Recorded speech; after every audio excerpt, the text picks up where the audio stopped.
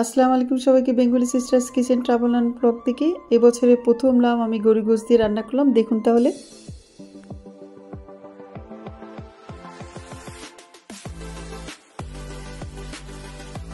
আলহামদুলিল্লাহ আমাদের ইতালিয়ান লাউ একটা ধরেছে, এখন সে কেটে নেবে, কাটছে।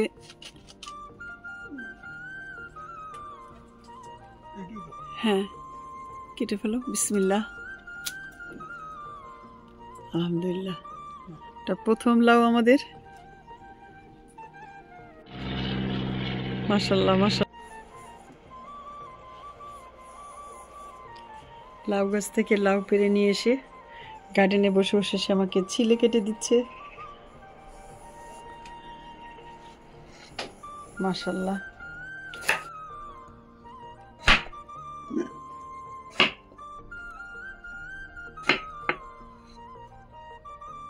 আজকে অনেক ছোট ছোট করে কেটে ভুনা করব, একদম মাখা মাখা ভুনা করব আজকে লাউ দিয়ে, যে কারণে ছোট ছোট করে কেটে নেওয়া হচ্ছে। লাউ দিয়ে না মাংস দিয়ে?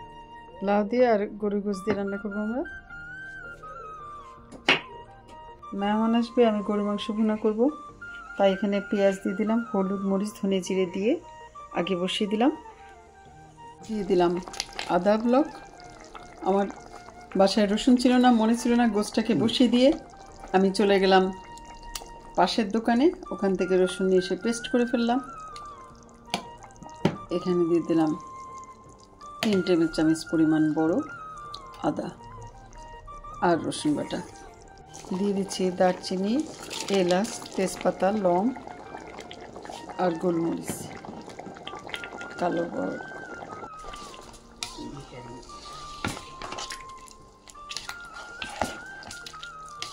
এখন এটাকে আমি ঢাকনা দিয়ে দিব। আবারও একবার ঢাকনা দিয়েছি, তাই এত পানি বের হয়ে গেছে। এই পানিতে আমি গোশটা কষিয়ে নিব।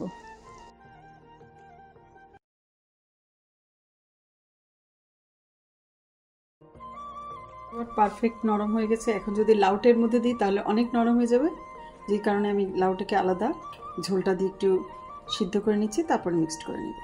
গরু গোশটা আমার এখানে কষানো হয়ে গেছে, এখন লাউগুলো রেডি করার পালা। দিয়ে দিচ্ছি আমি আর গোশ কষানোর থেকে আমি ঝোল উঠিয়ে দিয়ে দিচ্ছি।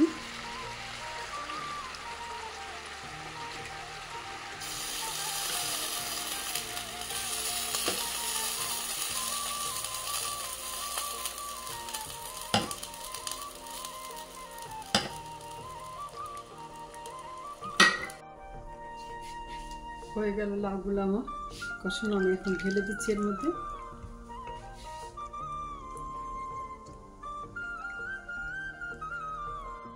আর এখন এগুলোকে আমি গোশের সাথে ভালো করে, এটাকে এখন আমি গোশের সাথে ভালো করে মিলিয়ে নেব।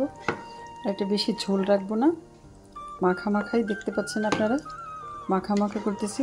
এরকম ছোট করে কেটে মাখা মাখা করলে এটা ভাত, রুটি, পরোটা যেটা দিয়ে খাবেন সেটা দিয়েই মজা লাগে।